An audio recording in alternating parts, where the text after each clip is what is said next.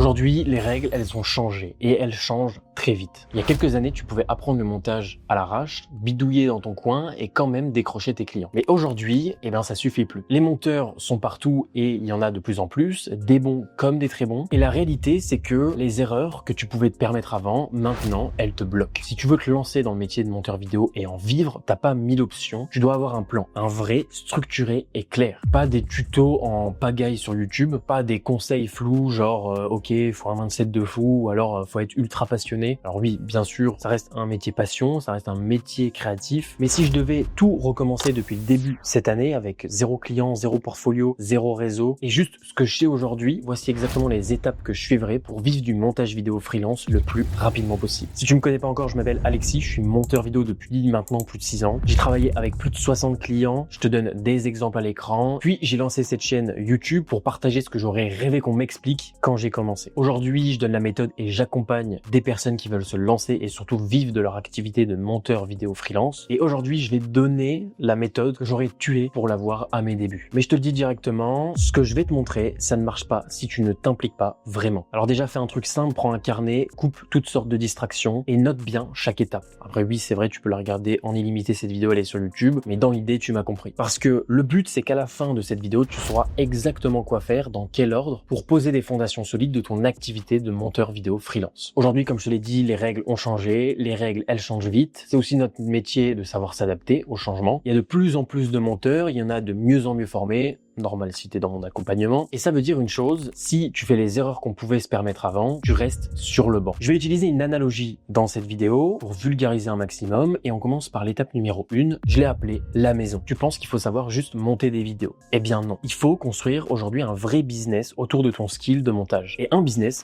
c'est comme une maison. Si tu poses pas les bonnes fondations, tout va s'écrouler. Il y a tout qui va se casser la gueule. Tu vas pas demain aller acheter un terrain et poser un canapé au milieu du terrain. Tu vas poser une dalle, tu vas construire des murs, tu vas construire un toit et après seulement tu vas faire la décoration et tu vas mettre ton canapé. Dans les prochaines minutes de cette vidéo, je vais t'apprendre à poser brique par brique et surtout dans le bon ordre. Et crois-moi, si tu loupes une étape, c'est comme si tu coulais une dalle sur du sable. Ça va pas tenir. Donc reste focus, j'ai fait exprès d'utiliser une analogie pour vulgariser un maximum et surtout je la trouve vraiment sympa quand j'ai écrit mon script. Donc avant de passer au mur de ta maison, la prochaine elle est super importante, ça va être les outils. Ce que j'ai appelé étape numéro 2, ton setup. Pas de maison sans outils. C'est pareil, pas de montage sans matos. Alors je t'arrête tout de suite, t'as pas besoin d'un Mac à 4000 balles, mais oui, effectivement, il te faut un ordi qui tourne bien et qui tient la route. J'avais déjà fait une vidéo sur YouTube que je te mets juste ici, où je parlais des PC par rapport aux gammes de prix, mais en gros, tu peux commencer avec un CPU i5 ou Ryzen 5, 16 Go de RAM minimum, un bon SSD et une bonne carte graphique si possible. Si t'es sur Mac, c'est un peu différent, ça va être les puces, t'auras pas de carte graphique. Si vraiment t'es intéressé par là et t'as pas de matos, je te conseille d'abord d'aller voir la vidéo que j'avais faite. Mais en gros, c'est quand même intéressant, tu veux pas te jeter par la fenêtre à chaque modification sur ton logiciel, faut quand même que ça tourne un minimum. Et ensuite, ce qui est cool, c'est qu'on n'a pas besoin d'énormément de matos, comme le mec du coin qui veut ouvrir une boulangerie, qui doit acheter un four, les matières premières, etc. Nous, on a juste besoin d'un PC et d'une connexion internet. En gros, c'est ton électricité de ta maison. Sans ça, tu peux rien faire. Parce que tu vas recevoir des rushs de clients, tu dois uploader des rushs, tu dois télécharger des ressources sur internet. Et si t'as pas de RAM, c'est mort. Si elle bug, tu vas péter un câble. Et le montage vidéo sur téléphone, des fois on me pose la question. Alors oui, tu peux. Tu peux faire pas mal de petits réels avec, mais c'est comme si tu construisais ta maison avec une cuillère. C'est pas le plus optimal. Avant de passer au fond de cette vidéo, on va d'abord parler de l'étape numéro 3. Choisis ton logiciel. Et reste dessus, je précise, reste sur un logiciel. C'est pas parce que tu vois des vidéos qui sortent sur YouTube, style nouvelle mise à jour DaVinci, toi ça fait 3 mois que t'es sur Premiere Pro, reste sur ton logiciel. Et inversement, ne commence pas à toucher à tout. Parce que maintenant que t'as ton PC, il faut choisir ton terrain pour construire ta maison. Tu vas y passer des centaines d'heures, donc choisis-le intelligemment, puis tu t'y tiens. Je vais te faire un petit tour rapide des logiciels. Dans un premier temps, on a Premiere Pro, qui est standard, qui est utilisé par beaucoup de monteurs, d'agences et de production. C'est une interface modulaire, très bien, très confortable, bon pour du YouTube, du documentaire. Il y a eu même des films comme Deadpool numéro 2 qui a été monté sur Premiere Pro. Ça reste la référence aujourd'hui, et si jamais t'as pas cette compétence, j'ai fait un tuto complet de plus de 10 heures sur YouTube où je t'explique tout le logiciel de A à Z, donc tu n'as pas d'excuses. Numéro 2, il y a Final Cut. C'est top pour les créateurs qui sont sur Mac, mais attention aux cross-platforms, c'est-à-dire que si tu es sur Windows, tu ne peux pas utiliser Final Cut. DaVinci Resolve, maintenant, voilà, je le présente plus, gratuit aussi, qui lui a une partie gratuite et une partie payante. C'est ultra puissant en colorimétrie, idéal si tu veux monter pro sans investir au début. Et pour finir,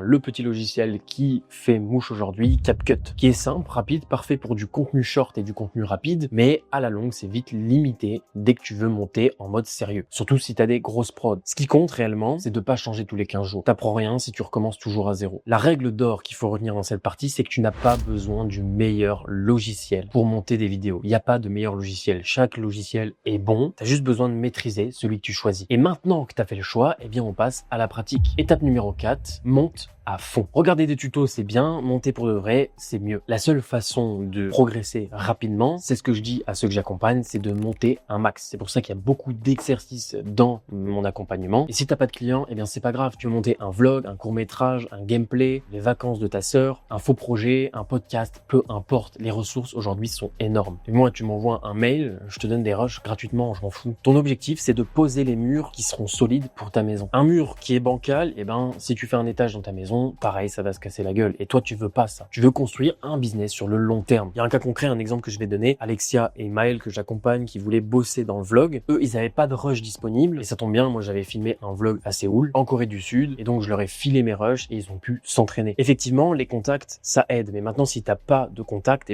YouTube, c'est ton ami. T'as plein de vidéos que tu peux télécharger et monter. Un autre petit conseil bonus, ne regarde plus jamais une vidéo comme un spectateur. Deviens un monteur qui analyse. Quand tu vas regarder une vidéo, regarde le rythme, la transition, écoute le sound design. Chaque vidéo devient une masterclass silencieuse. Ça peut te donner des idées sur du long terme. Effectivement, tu vas perdre un peu de plaisir à regarder, mais fais 2 temps dans ta journée. Un temps où tu fais de la veille, où tu vas analyser des vidéos, et un temps où tu te divertis. Si tu pratiques et tu fais ça, je te promets que ta progression, elle va exploser. Maintenant que tu sais monter, tu t'en doutes bien, il faut que ça se voit. On passe donc à l'étape numéro 5, créer ton portfolio. Tu veux qu'un client te paye, il faut qu'il sache ce que tu sais faire. Ton portfolio, c'est la façade de ta maison. C'est ce qu'on voit en premier. Et personne n'a envie de visiter une maison avec une façade dégueu. Et ce qu'il faut savoir, c'est une erreur aussi que je vois trop souvent, c'est que t'as pas besoin d'avoir 12 vidéos. 3 très bien montées font largement l'affaire. Vraiment, 3 vidéos excellentes, c'est supérieur à 10 vidéos moyennes. Et pitié, ne monte jamais un projet pourri. Parce que ton client, son chemin, il est très simple. Quand il va cliquer sur ton portfolio, il va regarder 1 ou 2 vidéos et en quelques secondes, il se fait un avis sur toi. En gros, c'est comme inviter des gens dans ta maison et qui tombent sur des chiottes bouchées. C'est exactement pareil. Petit tips comme ça, il y a des sites qui existent très rapides où tu peux créer un portfolio comme le site Bento. En quelques clics, tu peux avoir un portfolio très propre. Tu peux ajouter un petit pitch sur toi avec une belle phrase d'accroche. Attention, mais du contexte, un objectif et les résultats que ton client va avoir en passant par toi donnent une impression de pro dès les premières secondes. Et aussi, quand tu vas parler à un client, aujourd'hui, t'as plus d'excuses avec ChatGPT. Petit prompt, corrige 2 points, mets ton message si tu fais des fautes d'orthographe, c'est direct éliminatoire. Maintenant que ta façade est prête,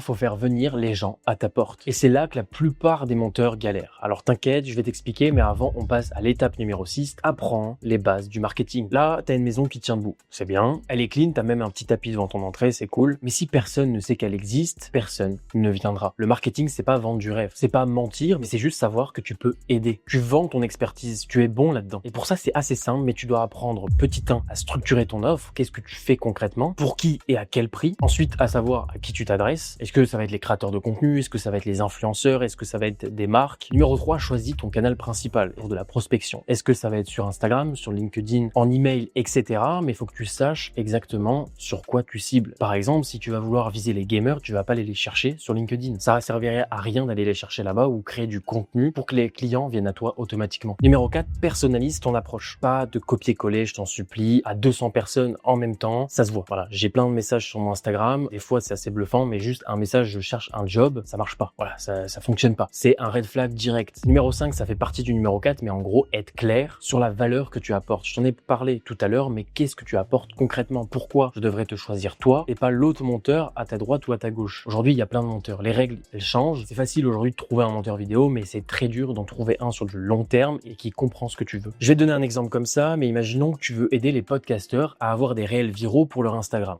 Tu peux tout simplement prendre un de leurs podcasts, en monter un et leur envoyer par email. Tu leur expliques rapidement le gain de temps plus la visibilité qualité que tu leur apportes. Tu choisis une méthode de prospection. Là, par exemple, on a parlé d'email et tu restes focus là-dessus. Tu l'améliores jusqu'à tu l'as épuisé. Aujourd'hui, il y a des gens qui disent oui, ça fonctionne pas alors qu'ils ont envoyé 15 mails. Il faut que tu bosses à fond et que tu épuises ta stratégie. Parce que sinon, il y en a qui parlent de ça, mais poster des reels sur Instagram et juste attendre, ça fonctionne pas. En tout cas, pas sur du court terme. Et même si tu arrives à capter l'intention et faire des vues, faut transformer ça en client sans passer pour un marchand de tapis. Étape numéro 7, apprends à te vendre sans être relou. T'as pas besoin d'être un as, t'as pas besoin d'être extraverti pour faire des appels de vente. Je sais que c'est délicat et c'est chiant pour certains, surtout quand t'es timide, mais t'as besoin de parler de ce que tu fais concrètement. Et c'est dans un call avec un client que tu vas pouvoir avoir le plus d'éléments pour lui offrir ce qu'il veut concrètement. Aujourd'hui, ce qu'il faut savoir, c'est qu'un client, ce qu'il veut, c'est pas juste un montage vidéo. C'est une vidéo qui engage et qui convertit, qui lui offre du résultat. Donc tu dois leur parler en technique, mais aussi en résultat. Un exemple tout con, je fais du montage dynamique pour YouTube, je vais t'aider à garder tes spectateurs jusqu'à la fin de tes vidéos en les montant de façon rythmée et pro, avec du storytelling et un bon sound design. Tu vois, ça fait toute la différence si on sait de quoi tu parles. Faut savoir qu'en montage vidéo, la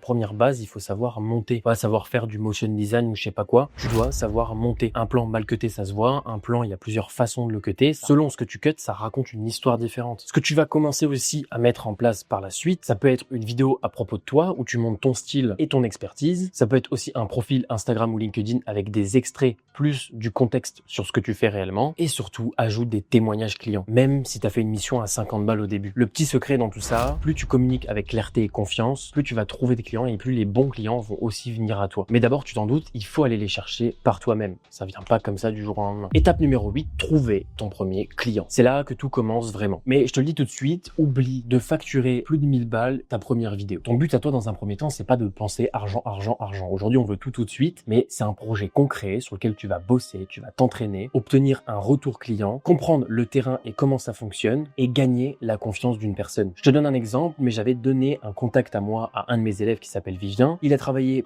pour Tristan et il a tellement bien fait le job que Tristan lui a recommandé d'autres clients. C'est pas moi qui l'invente, je te mets un extrait juste ici. Salut, moi c'est Tristan, coach sportif diplômé et créateur de vidéos, et à la base, mon montage, je le fais tout seul. Sauf que pour une vidéo, je voulais monter le niveau. Et ce niveau-là, je ne l'avais pas. Donc j'ai décidé de déléguer à un monteur. Heureusement, je connaissais Alexis, Split Editor, et je sais qu'il formait des monteurs. Du coup, il m'a mis en relation avec un des siens, Vivien. Et je suis très content de la collaboration, ça s'est super bien passé. Déjà, il a eu la vision directement que je voulais pour la vidéo, il a réussi à rendre possible l'idée que j'avais en tête, et ça c'est chaud. Et tu vois, un avis comme ça sur un portfolio, ça fait toute la différence. Alors, où chercher maintenant des clients? Eh ben, tu peux dans un premier temps aller dans les DM Instagram, ce qu'on appelle du cold DM. Ça reste ultra efficace, surtout si tu as une petite présence en ligne. Deuxièmement, ça peut être aussi un petit peu comme le DM, sauf que ça va être du cold emailing, où tu vas montrer ton taf, tu vas proposer une solution et tu vas te présenter. Alors attention, chaque technique de prospection doit être bien travaillée. J'ai fait plein de vidéos à ce sujet. Et ensuite, le troisième, donc il y a les plateformes de freelancing, même si je déteste en parler parce que je n'aime pas ça. Tu dépends d'un algorithme et au début, tu dois brader tes prix pour avoir des étoiles, je sais pas quoi là. Puis tu es en compétition directe avec plein d'autres monteurs. Si le mec va sur Upwork, j'ouvre une page, là il y a 500 monteurs. Donc enfin bref, ce qu'il faut retenir de cette étape, c'est que si tu veux démarcher, tu veux aller chercher un client, envoie un bon message. Et une fois que tu as ton premier client, le plus dur, c'est pas de le trouver, et ben c'est de le garder. On va parler de l'étape numéro 9, fidéliser ton client. Si tu veux construire un vrai business et surtout avoir la conscience tranquille, eh bien il faut fidéliser ton client, le garder et bosser avec lui sur du long terme. C'est pas le plus sexy, mais c'est ce qui fait grossir ton activité sans accepter des vidéos à tout va. Parce qu'un bon client avec qui tu travailles sur du long terme, c'est un client qui te recommande, avec qui tu as un planning éditorial, tu vas avoir des deadlines en avance. C'est une personne qui revient à chaque fois, qui va accepter peut-être d'augmenter son tarif à long terme avec toi. Et c'est aussi un client avec qui tu vas pouvoir travailler, tu vas savoir ce qu'il veut sur du long terme et donc tu vas augmenter ton taux horaire. Je vais te lister les 5 règles du bon monteur vidéo freelance. Sois carré, respecte tes délais, donc tout ce qui est deadline, clarté, etc.